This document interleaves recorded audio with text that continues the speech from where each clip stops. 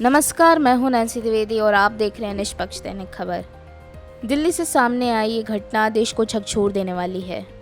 राजधानी दिल्ली के महरौली इलाके में एक 11 साल की मासूम बच्ची के अपहरण और हत्या के मामले में हर दिन नए खुलासे हो रहे हैं। अब जांच के दौरान एक ऐसा दावा सामने आया है जिसने इस मामले को और भी ज़्यादा सनसनीखेज बना दिया है। पुलिस सूत्रों के मुताबिक गिरफ्तार आरोपी कैब ड्राइवर इलेक्ट्राइल डिसफंक्शन यानी शारीरिक संबंध बनाने में असमर्थता की समस्या से पीड़ित था। बताया जा रहा है कि उसकी मेडिकल रिपोर्ट में भी ये बात सामने आई है। आरोपी ने पूछताछ के दौरान दावा किया है कि उसने बच्ची के साथ रेप करने की कोशिश की थी, लेकिन अपनी शारीरिक समस्या की वजह से वह ऐसा नहीं कर सका। इसके बाद उसने उस बच्ची की हत्या कर दी। लेकिन आखिर उस रात हुआ क्या था? आइए पूरी घटना शुरू से समझते हैं। दिल्ली के महरौली इलाके में गरीब परिवार फुटपाथ पर सो रहा था। परिवार मूल रूप से बिहार का रहने वाला है। आर्थिक तंगी इतनी बढ़ गई थी कि वह किराया नहीं चुका सके और किराए का घर उन्हें छोड़ना पड़ा। मजबूरी में पूरा परिवार फुटपाथ पर रहने लगा। घटना वाली रात भी परिवार वहीं सो रहा था। 5 लोगों का परिवार एक कतार में लेटा हुआ था। बच्ची अपनी माँ, मौसी, भाई और पिता के बीच सो रही थी। उसी दौरान एक कैब ड्राइवर अपनी गाड़ी लेकर वहां पहुंचा। पुलिस के अनुसार आरोपी ने अपनी कार परिवार के ठीक बगल में खड़ी की। गाड़ी का पिछला दरवाज़ा खुला हुआ था।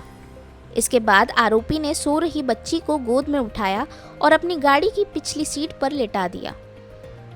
लेकिन जैसे ही कार आगे बढ़ी, बच्ची को होश आया। उसने अपने पिता को पुकारते हुए ज़ोर ज़ोर से चिल्लाना शुरू कर दिया। बेटी की आवाज़ सुनकर पिता की नींद खुल गई। उन्होंने देखा कि उनकी बच्ची को एक गाड़ी ले जा रही है। पिता तुरंत गाड़ी के पीछे भागे।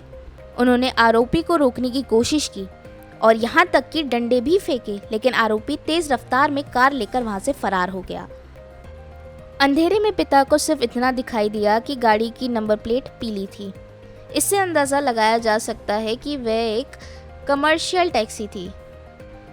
पुलिस जांच के अनुसार आरोपी बच्ची को लगभग 10 से 12 किलोमीटर तक अपनी गाड़ी में घुमाता रहा। वह उसे फतेहपुर बेरी के पास मंडी रोड की तरफ लेकर गया।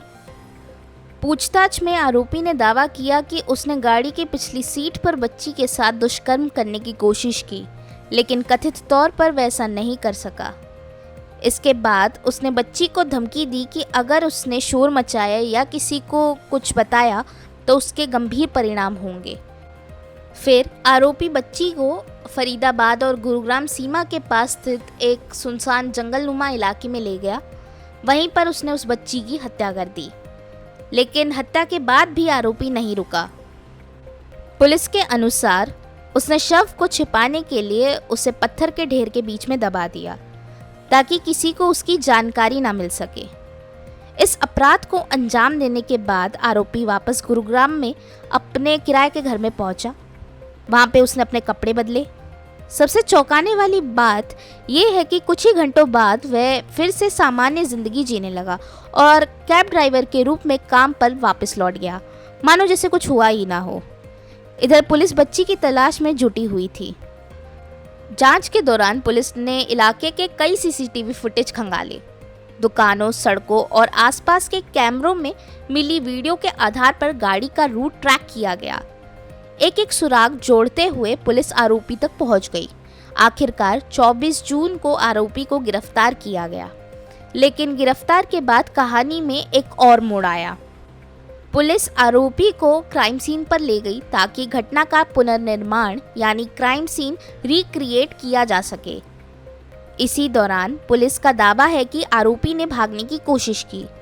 पुलिस के मुताबिक उसे रोकने के लिए चेतावनी भी दी गई थी, लेकिन जब वह नहीं रुका तो उसके बाएं पैर पर गोली मारनी पड़ी। गोली लगने के बाद आरोपी घायल हो गया।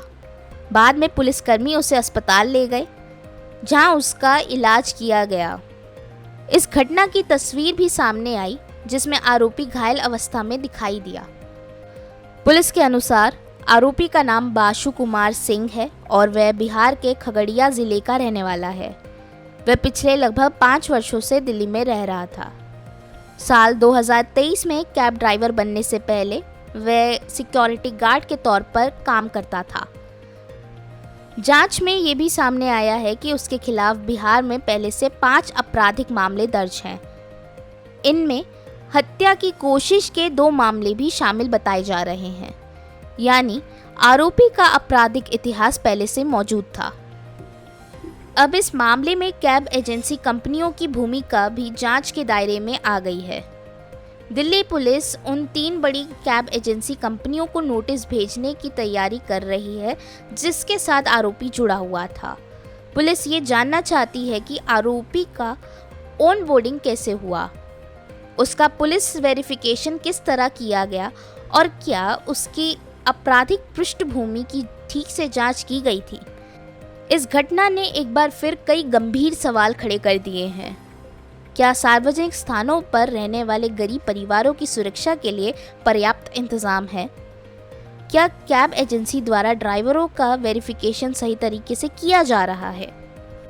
फिलहाल आरोपी अस्पताल में भर्ती है और पुलिस मामले की जांच आगे बढ़ा रही है। मेडिकल रिपोर्ट्स, फॉरेंसिक जांच और अन्य सबूतों के आधार पर आगे की कानूनी कार्रवाई की जाएगी। लेकिन इस घटना ने पूरे देश को झकझोर कर रख दिया है और एक बार फिर महिलाओं और बच्चों की सुरक्षा को लेकर गंभीर बहस छेड़ दी है। मैं हूं नैन्सी द्विवेदी और आप देख रहे हैं निष्पक्ष दैनिक खबर।